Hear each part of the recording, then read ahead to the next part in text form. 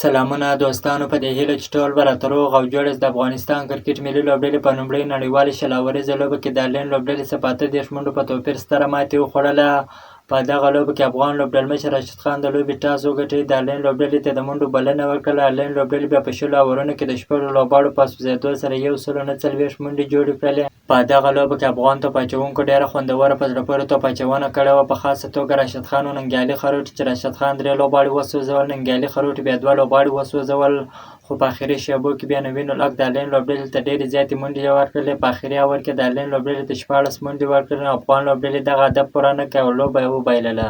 د 150 منډو هدف په تعقیب کې افغان لوبډلې په توپونو کې ډېر خراب سټارټ واخیستی چې رحمان الله ګربز په 0 باندې وسوځېدی. په 4 منډو کې افغان لوبډلې 3 لوبغاړي د لاسه ورکړي وه.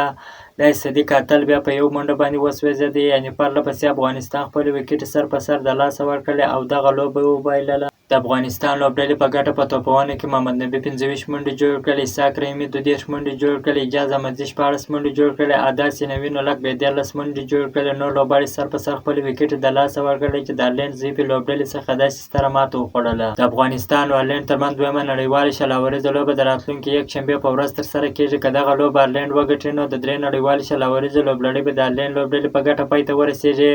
که دویمه نړیواله شل-اوریزه لوبه افغانستان وګټي نو اخري لوبه که هره لوبډله ګټي نو سیریز به د هغه لوبډلې په برخه پای ته رسېږي. که تاسو غواړئ د کرکټ په اړه باندې تازه او مهمو معلوماتو څخه ځان خبر کړئ نو حتما زموږ پیج سره فالو، چینل سره سبسکرایب کړئ. د نورو تازه معلوماتو لپاره زموږ سره اوسئ. تر بلې ویډیو پورې د الله په امان.